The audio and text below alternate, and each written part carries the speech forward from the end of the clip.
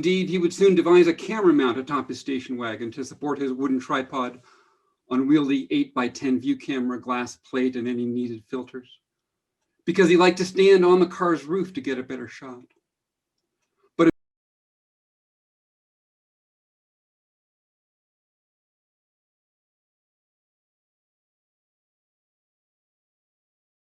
officials would loan him a car to drive around the park and take photographs. He would have preferred to drive his own car from his home in California. He could carry more equipment and stop anywhere he wanted.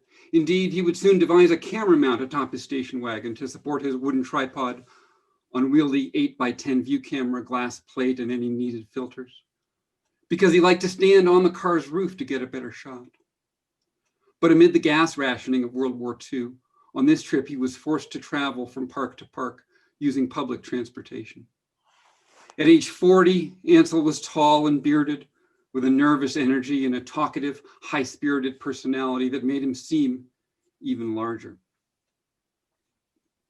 From the train to Livingston, he wrote to his friend Nancy Newhall that she should share the story of his logistical difficulties with William Henry Jackson. The previous year, Ansel and Nancy's husband Beaumont had looked up the 98-year-old frontier photographer in New York, where they'd found him lively and opinionated. Ansel admired old Will and oversaw the production of some new prints for an upcoming retrospective of Will's work. Of course, Will's own 1871 Yellowstone trip had been full of logistical difficulties with his huge plate camera and portable darkroom, but at least he had mules and assistants to pack them. Traveling alone, Ansel was ferrying all of his equipment across train stations and bus stops by foot. Ansel admired Will, but he saw Jackson as merely a documentarian on the Hayden expedition. At that point in photography's evolution, it was expected only to show what things looked like. Jackson used his technical skill at photography to make a living, and only in retirement fully expressed his artistic self by returning to his childhood love of painting. But Ansel wanted to use his technical skill to express all of his artistic creativity through this new medium of photography. In a letter to his friend and mentor, Alfred Stieglitz, penned after Jackson's death later that summer, Ansel wrote, "Jackson was a grand old man of a grand old period and leaves a grand old nostalgia. I think he represented an astounding physical and expansional period. He had fine mechanical technique. He was spunky to the last. I don't think a single revelation of the spirit ever loomed on his horizon." Revelation of the spirit. That's what Ansel wanted from landscape photography. When Ansel made his first famous work, Monolith, the Face of Half Dome, in 1927, he had just one glass plate left for the shoot, and he used a process he later often talked about, visualizing what he wanted in the image before recording it. Then, looking at the final product, he saw that the process had worked. He later wrote, "I had been able to realize a desired image, not the way the subject appeared in reality, but how it felt to me and how it must appear in the finished print." Ansel had come to Yellowstone to depict the emotions this place evoked, to capture those emotions as the art of the era. And so let's look at some of these photographs that Ansel took of Yellowstone. Jim tells me that you guys have been looking a little bit at Old Western photography in the last few months, but maybe not Ansel and maybe not Yellowstone. So this is one of his shots across Yellowstone Lake of mountains in the distance. And at this point, when I have a live audience in front of me, I try and get the discussion going, asking you guys, what do we know about Ansel Adams's photography, sort of some of the basic tendencies. And in the interests of time and managing a Zoom call, let me just sort of ask that question and then pause and answer it myself. That, of course, one of the big things that's common to Ansel Adams is black and white. Another is the lack of people, right? These are landscape shots. And so to focus on the black and white, One of the things he loved to do was to focus on clouds and textures. He loved the textures that the differing textures that the black and white could sort of accentuate. And so you see that here in this image. Another image shot across the lake. Again, we've got these distant, unpeopled landscapes. At one of his early shows, somebody said, these are, beautiful pictures, but doesn't anybody go there? And so here he's showing this unpeopled landscape in Yellowstone, accentuating that individual relationship that each of us has with wilderness. Very popular view, popularized in part by Ansel during the middle of the 20th century. Again, here we see the clouds as well. And of course, one of the wonderful things for Ansel about Yellowstone was that the geysers were basically a form of clouds that would emerge from the ground. Sure. And so here he's showing us the Old Faithful geyser against a cloudy background, and he has all of these wonderful textures to play with. Really just a wonderful chance for him to play around with these black and white images. In some sense, Ansel was fortunate to be visiting during World War II when there were hardly any people in the park. A lot of these images today would be crowded with tourists, but he was able to, again, to focus on that, on these nature scenes, to emphasize the relationship that you as an individual have, that he as an individual was having with some sort of pure sense of unpeopled nature. Sometimes he would even get close up, as here at Mammoth, and emphasize the textures and emphasize that wonder. I like to think of artists as expressing a set of cultural values. This is how I see the world. This is how I see our culture. And so Ansel was expressing, he had a set of cultural values. He had a way of seeing the world, which we commonly associate with Yosemite or the Southwest, but he applied that way of seeing the world also in Yellowstone. And it was an incredibly popular way of seeing the world that led to his incredible talent led to his success as an artist. And yet it is not the only way to see the world, not the only way to see or experience Yellowstone. For example, we could look at another artist. Oh, excuse me, before we get to the other artist, it's an incredibly popular way. Indeed, it's something that we imitate. And so this is a shot that I took.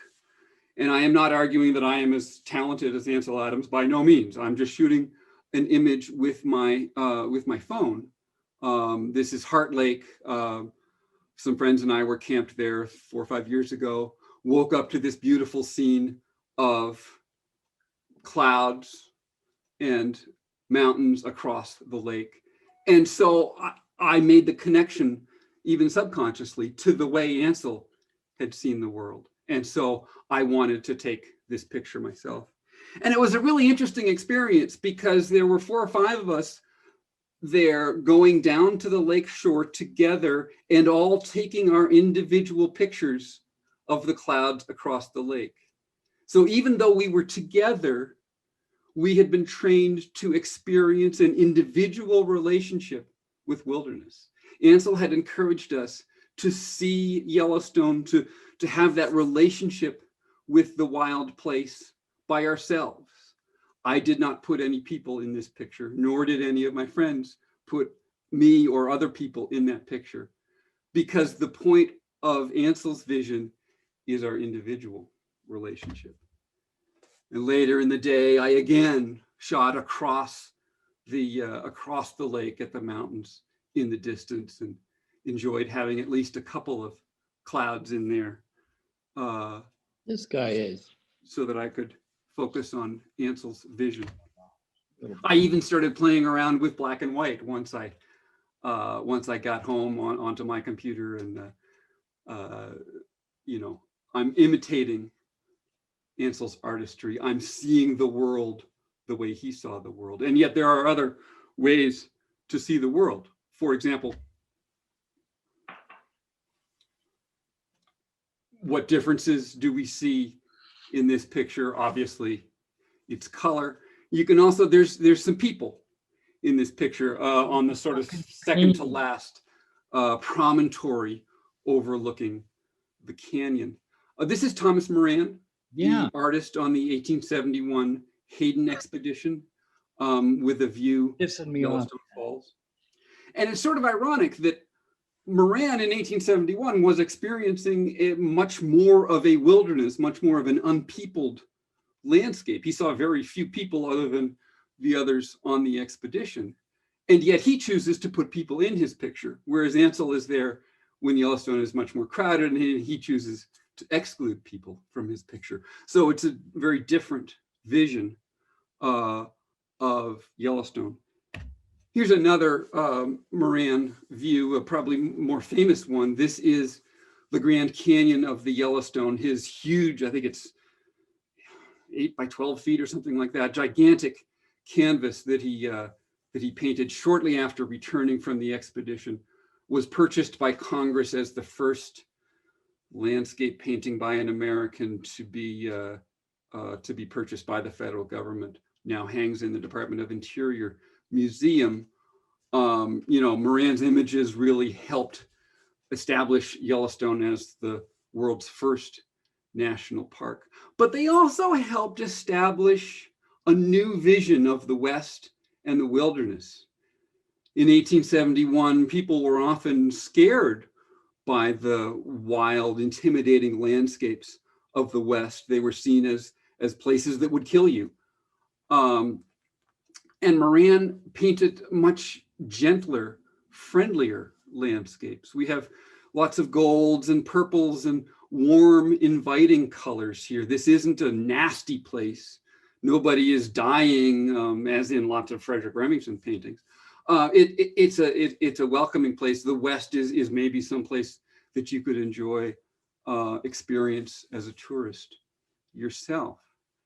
And so this is, again, a very different vision from Ansell's. Again, we have people in the painting. And so we are viewing the way that other people are interacting with nature rather than trying to inspire an individual relationship ourselves.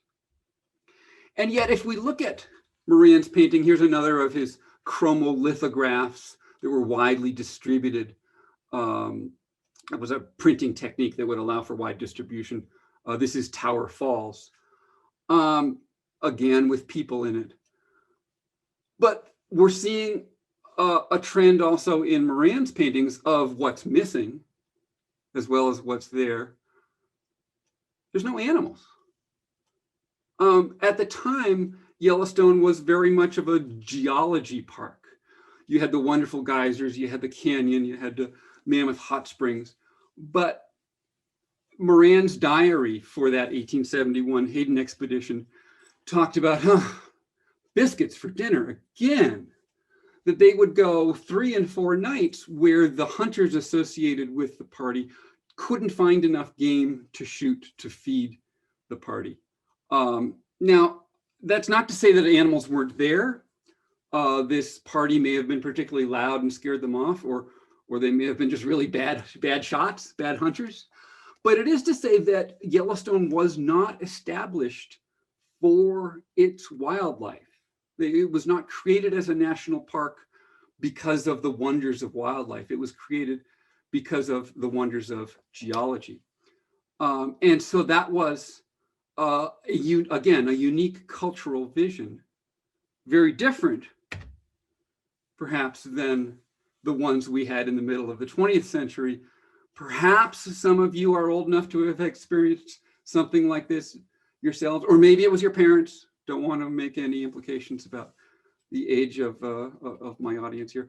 But, you know, for many Americans in the 1940s and 50s especially, Yellowstone was a place to experience bears. And of course, you would put a black bear in your photograph of Yellowstone because experiencing the bears and actually hand feeding the bears was the way you interacted with nature. It wasn't just having bears out there, it was actually my interaction with the bears. What exactly do we mean by nature? If we go to Yellowstone to experience nature, this is just a crazy shot in my mind. This is from probably the 30s or maybe the early 40s. These are people sitting on bleachers watching bears eat garbage.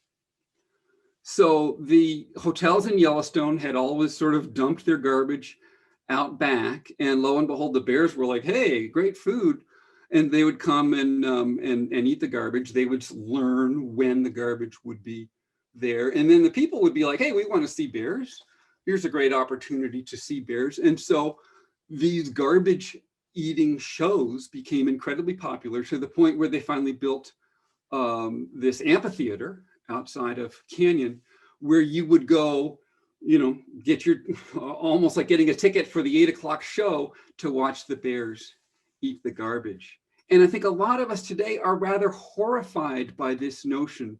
This can't be nature. This is false. This is, people invading the bears' space by feeding them garbage. And yet this was, and of course, we're all doing it in a group here, this huge crowd experiencing nature together, very different from the way Ansel encouraged us to experience nature individually. And so we think of nature as unchanging and always out there and pure. And yet the ways that we as people experience nature depend on our cultural assumptions and the way we have developed that culture and the values we have placed on that. And so Yellowstone is a great way to explore those cultural values. This notion of bears eating garbage was something that was popularized in the 1890s by Ernest Thompson Seton.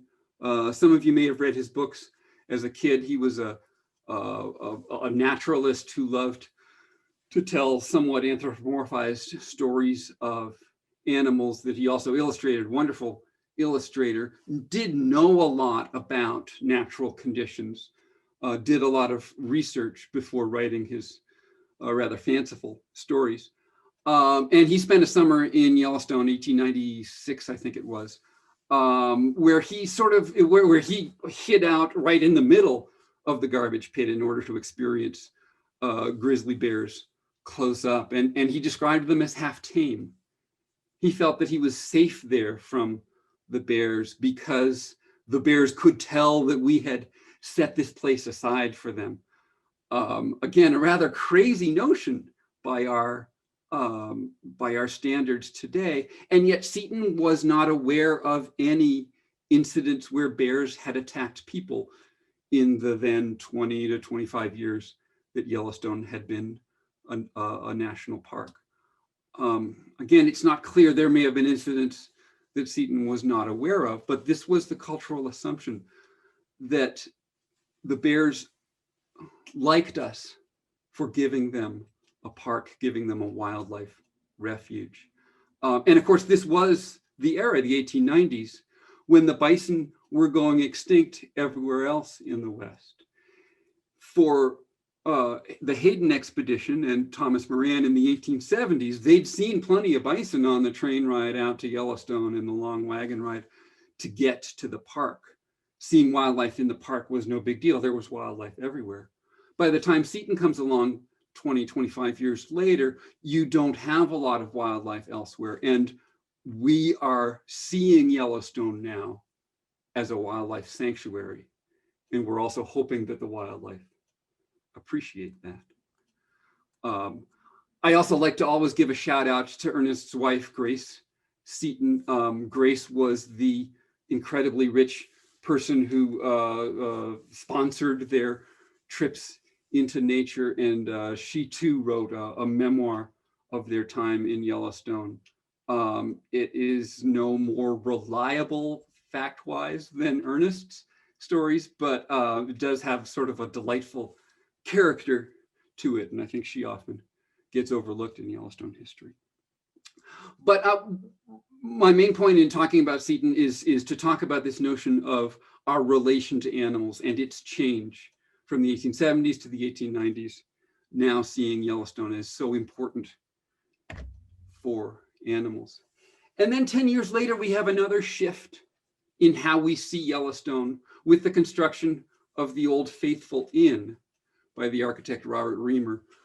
He's shown here in Yellowstone. I think that's actually his renovation to the Colonial Lake Hotel in the background. But we also have this wonderful interior view of the inn. The first multi-story hotel lobby. It's sort of weird to think about. I mean, these days, every Holiday Inn has a gigantic multi-story lobby, but back then it was a brand new idea. And so this lobby going all the way up to these windows, which were somewhat randomly placed on the roof and would let the sunlight in past all of this wood, these wooden, not only the log cabin style walls, but all of the decorative elements in raw wood. It could almost feel like sun dappling down through the forest onto the forest floor at the base of the hotel. And so, are you inside a hotel or are you outdoors in a forest? This was, again, an incredible innovation in architecture. The two big innovations that Reamer had, one was this indoor-outdoor difference, and the other was to build in log, to build the world's I think this is still the world's largest log building, to emphasize the log cabin rusticity of the traditional American frontier building styles, rather than trying to imitate a European hotel, and they would always fail to do it as well as the Europeans had. We could build a hotel that was uniquely American, and you could enjoy that frontier notion still with plenty of luxury. And so the Old Faithful Inn became a reason to visit Yellowstone itself, that informal nature of American tourism. Maybe you didn't have to wear a coat and a tie for a man if you were on vacation in Yellowstone. Maybe a fisherman walking past you could be a millionaire, but just dressed informally. And so this is a new way to look at Yellowstone, a new cultural dimension of Yellowstone that arose long after its founding. Another one came with Theodore Roosevelt and his sort of rugged masculinity as a response to the effete Victorian era. This is a picture of Roosevelt in Yellowstone, camped near Tower for a couple of weeks one April. The man behind him standing in profile is the naturalist John Burroughs, who was camped there as well. Roosevelt and Burroughs both really liked to talk, and so this must have been quite a trip with them continually talking over each other. When I was writing this book about Yellowstone, there were lots of people who said, "Oh, good, you're going to write about Teddy Roosevelt." And actually, Roosevelt had very little relation to Yellowstone. It was founded long before he was president. He didn't expand it, didn't really change it. On this trip, when he was visiting, he was there as they were constructing this big arch in Gardner, the entrance arch. And so he dedicated that, and his words, I think, are he gave a speech quoting some previous words, and that is memorialized in the Roosevelt Arch. The campground where he stayed here is now known as Roosevelt, but that was sort of Yellowstone associating with his celebrity rather than him actually doing anything for Yellowstone. But this whole notion of rugged masculinity was something that he imparted to the park, and was also taken up by the dude ranching industry. we often make fun of dude ranches because, you know, they're raising dudes instead of cattle. But it was a very popular way for cultural elites of the 1900s and teens and 20s to experience the West. And the dude ranching industry arose around Yellowstone. It later expanded beyond Yellowstone in Montana, Wyoming, Arizona. I even came across a dude ranch in Pennsylvania a couple of years ago. But the original goal was you go to the dude ranch, you do all the rodeos and the fishing and the horseback riding, and then the highlight of your trip is a trip to the nation's park, to Yellowstone. And so people like Larry Laram were associating Yellowstone with this rugged sense of conquering the frontier. You know, there is still today a chuck wagon dinner in Yellowstone, despite the fact that things like wagon trains or prospecting were never things that you did in Yellowstone, because it was set aside as a park long before those frontier conditions existed elsewhere. So another way to look at Yellowstone, that it's sort of this rugged Western individualism. Another situation arose in the 1920s, in the 19-teens and 20s.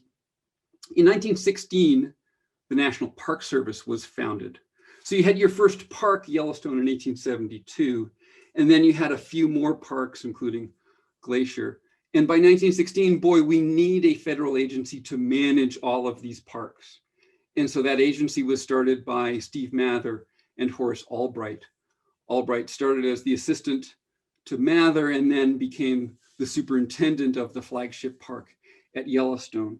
And Albright really emphasized a story from 1870 that had existed but hadn't really been talked about. And that was the notion that a bunch of explorers had been wandering through Yellowstone, and on their final night, as they were camped near the junction of the Madison and Firehole rivers, they had a conversation about, what should we do? Should we file homestead claims here so that we can make a lot of money developing this tourist destination? And one of them said, no, this should be a park available to everybody.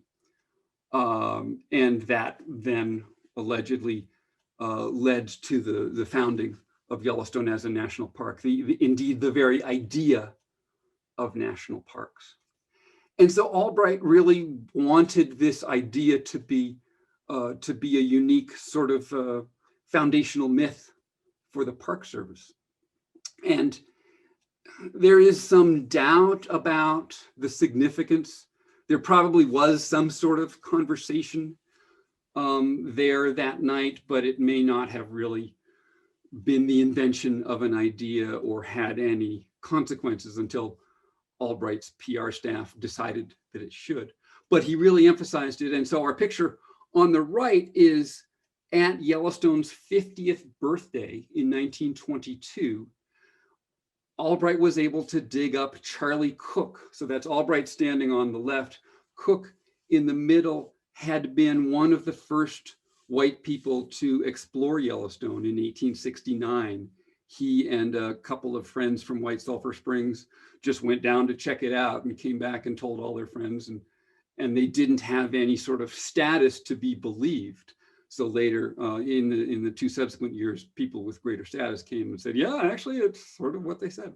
Cook was still alive 50 years later and came to this celebration to tell stories.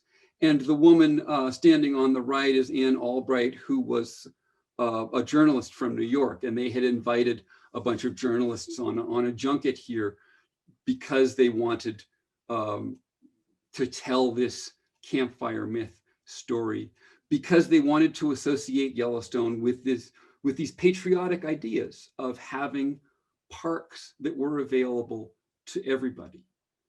And so Yellowstone becomes not just a place of incredible geysers and geological features, not just a place of animals, but also a place of patriotism, a place where you need to visit the Liberty Bell and you need to visit Yellowstone. And indeed, when I was a kid, my parents, wanting to educate me, in the values of America took me to national parks like this.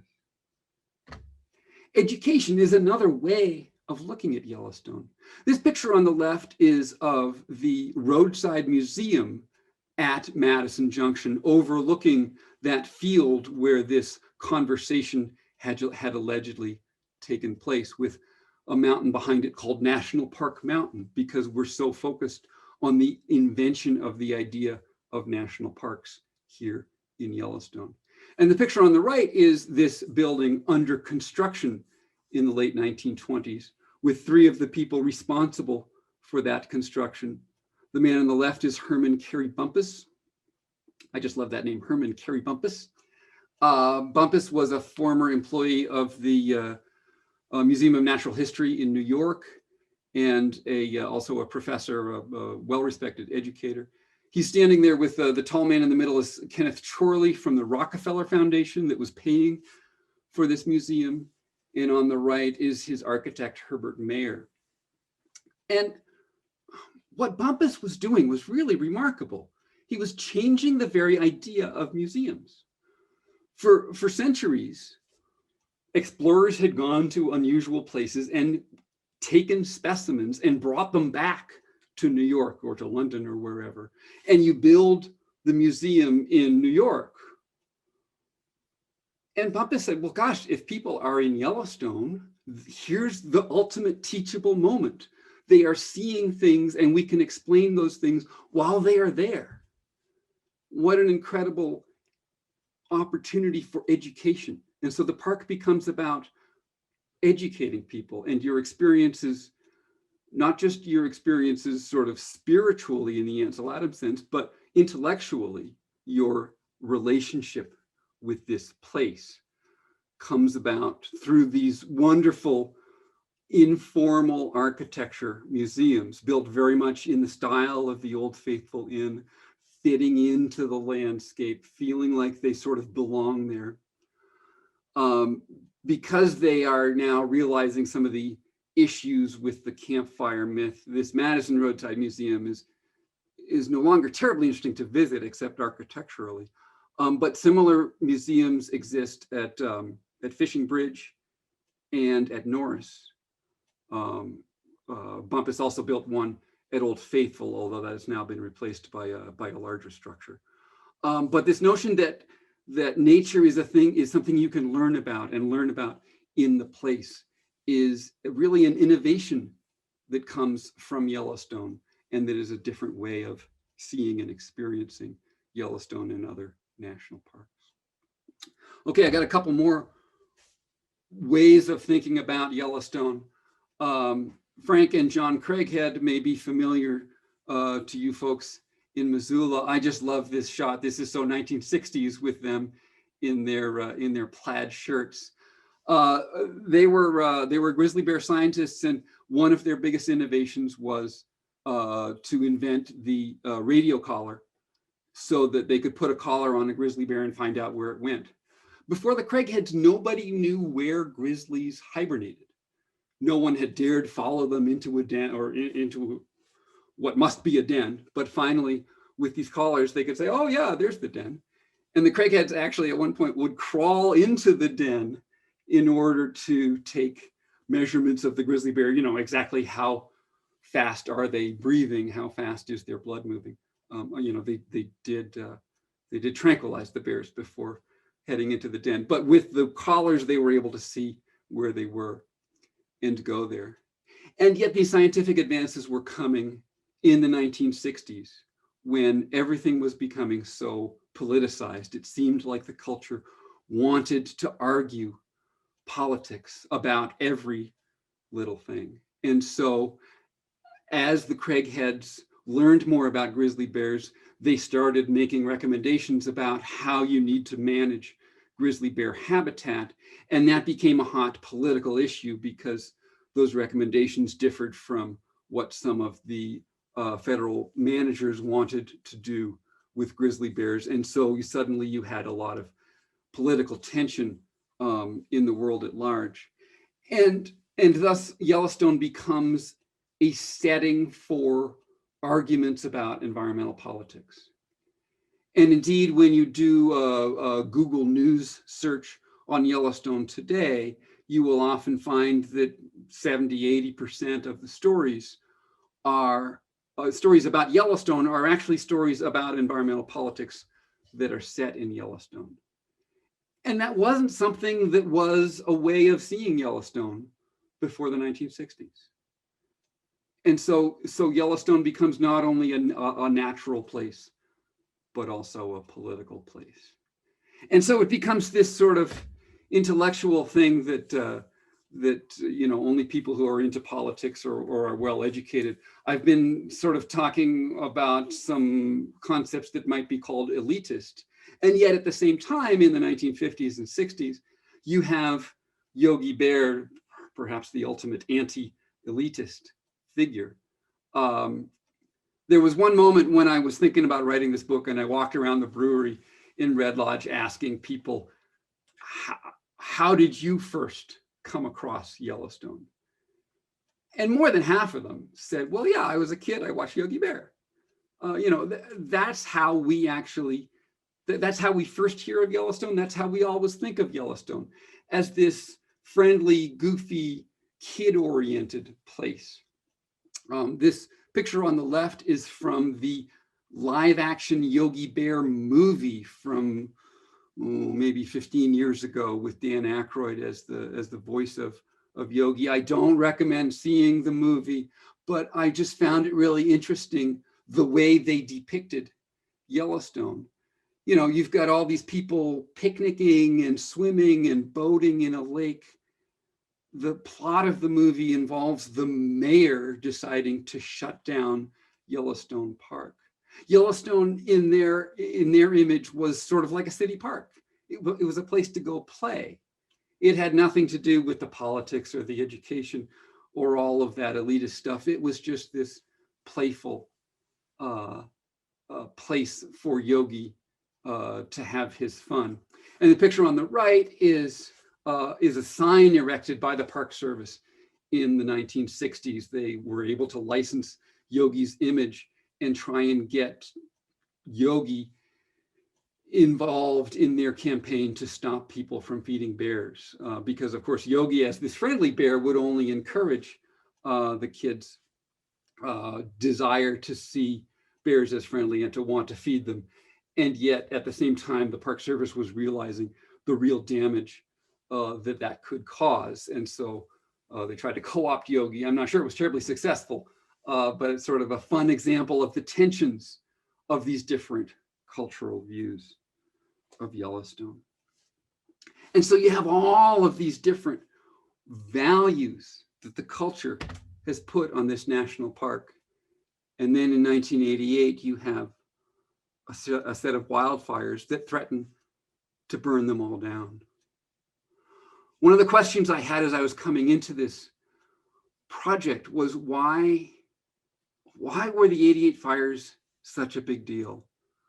I grew up in Massachusetts, and my first visit to this area was in the spring of 1988. And then in the summer, I was back in Boston and seeing on the news and in the newspaper headlines, this huge, devastating fire that was going to destroy the park.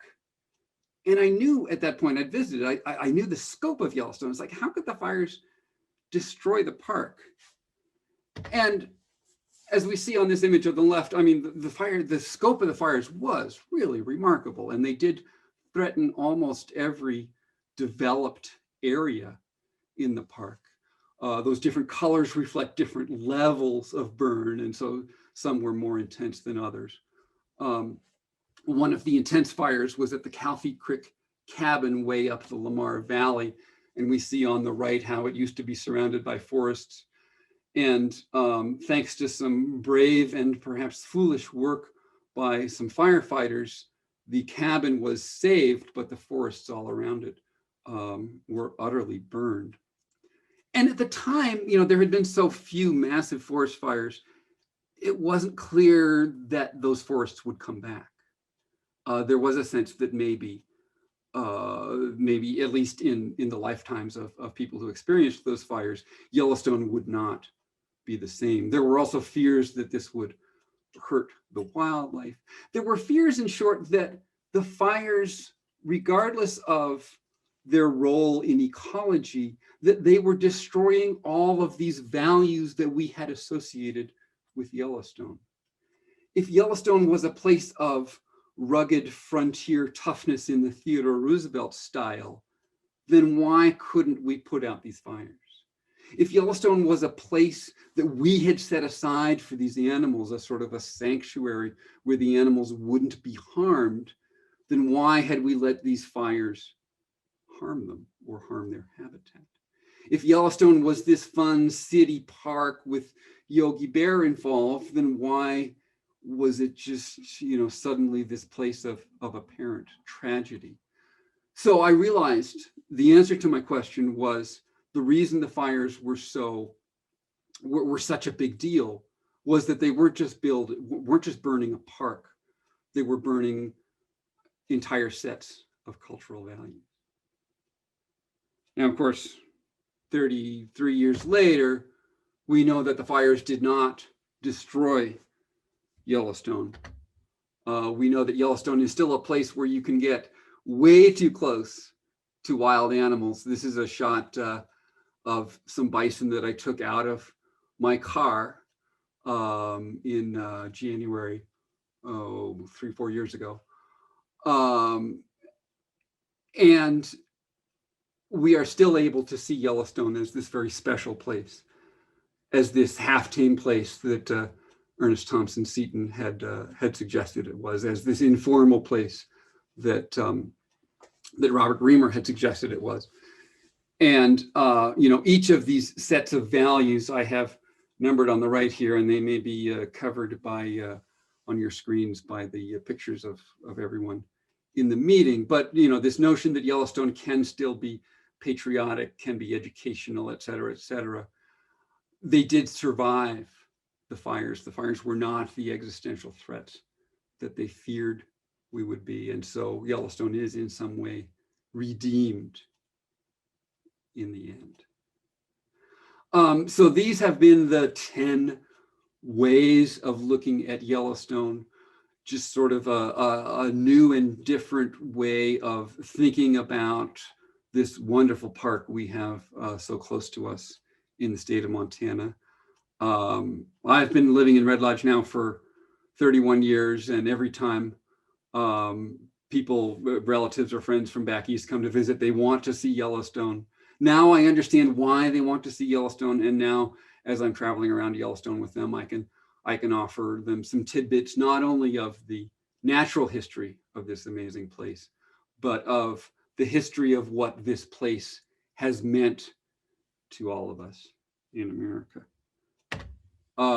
So that concludes the prepared remarks that I had. Again, thank you for listening. It's something that I dug around, was obsessed with for several years, and it's always a delight to have people wanting to listen to me drone on about it. So thanks very much. I don't know if you guys do questions or discussions, but I'm happy to stick around for a while. Okay, yes. Do we have any questions or comments, Lee? I've spent quite a bit of time in Yellowstone from 1990 to 2006. I would go there every summer and go into the backcountry, both day hiking and with some mule pack trains. And when I would tell people about what I was finding, it always amazed them because, like you said, the fires of '88 did not destroy the park. The attendances just continued to climb. And, the roads are completely jammed. And it's just like, why would you go to Yellowstone? There's so many people. But anybody who has the nerve and the wherewithal to step off the roads and the boardwalks, you go into the backcountry and you might as well be on the moon. There's hardly anybody there. And the Park Service regulates it so well. Backcountry campsites have to be reserved. They're pristine. I would say that, it was one of the most pristine wildernesses that's left that I thought was really fantastic. And I have to compliment you, being familiar with Yellowstone. I was pleased to see how you looked at it from a lot of different angles. I thought that was very creative of you. How did you come up with those 10 ideas? Thanks. It was a long sort of iterative process. I remember Ken helped me try to apply for a NEH grant to do some of this research, and I didn't get it. But at that point, I think I had maybe 3 or 4 of these ideas. My previous book, The Cowboy Girl, had been set in Cody, Wyoming, in the 1920s, and Horace Albright had come to Cody for their 4th of July celebration and talked about Yellowstone in that rugged dude ranching way. And I was I started with that story, and I was intrigued by that and the way that Yellowstone had been transformed with the formation of the Park Service. And then I started poking around, and it's like, well, you know, there were these other ways of looking at Yellowstone too, these other innovations. I think the Ansel Adams one was another one. And then it just sort of built on itself. Somehow I got to talk about the Old Faithful Inn because everyone loves going there. And so, yeah, I'm like, okay, now that I've got 10, I've got to stop. You know, there was one reviewer who said, well, why didn't you talk more about geology? And another who said, well, why didn't you talk more about this? And I'm like, okay, I'm so glad that you guys get the concept. But yeah, I just wanted to cut it off at 10 so I could actually get the book done. Any other, Maritza or Ken? Thank you so much for that, John. I always enjoy that. It's a tremendous presentation. What are your cultural values vis-a-vis Yellowstone? I happen to know you spend a lot of time there, so I'm most curious how you take the park. You know, to be honest, I don't spend as much time there as some people. And this was sort of an insecurity of mine going in. I have never worked in Yellowstone. I've never lived full-time or even for a summer in Yellowstone. You know, from Red Lodge, it's a fairly short and incredibly beautiful drive. And so I visit almost every year. I visited every month of the year. And as I was saying, I often visit with friends or relatives who are new to the area, and I'm trying to explain the West and my journey and Yellowstone's journey all at the same time. And so I have actually grown a little bit tired of the traffic and the crowds in the front country, especially in the last few years, have become absolutely overwhelming. But as Lee said, 98% of the people never get off the highway, and so you can get into the backcountry. And yet at the same time, because of all of those crowds and because of the wonderful regulating that the Park Service does, it makes it a little bit more bureaucratic experience than going backpacking in the Beartooths. And so why would I drive farther and make a backcountry site reservation and have to leave my dog at home when I can just go into the Beartooths and have a different experience? Because in the end, I think I do find the Ansel Adams vision particularly calls to me, and I think that's why I wanted to start with that today. It seems like that calls to a lot of people, at least of our generation. Perhaps younger generations are different. But yeah, I want to be individually looking out at these magical geologic conditions, whether that's rocks and cliffs and canyons and geysers or forests.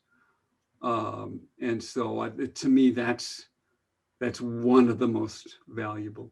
The other to me is probably Thomas Moran. And I think I ran into you once at Canyon, where we were both, able to see what Moran saw and experience how he turned that into art.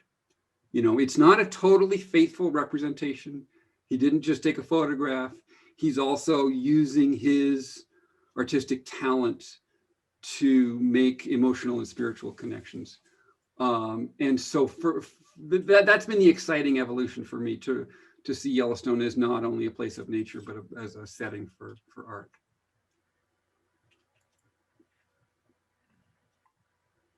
Any other comments or questions? Okay, well, John, thank you very much. That was great, very interesting presentation. Thank you. Thank you. Yeah, you guys are, I wish we were all in person so that I could see, you know, I get the sense that you were listening well and enjoying it. And I appreciate you being a good audience. I'm sure most people were, for sure. Next week, our speaker is Heather Harp. She's city councilwoman and executive director of Habitat for Humanity. She's going to talk about the plans that Habitat has moving forward. So I hope you will all join us, especially our visitors. And we'll see you all next week. Have a great week. Stay healthy. Above all, stay healthy. Get yourself a shot if you can. And take care.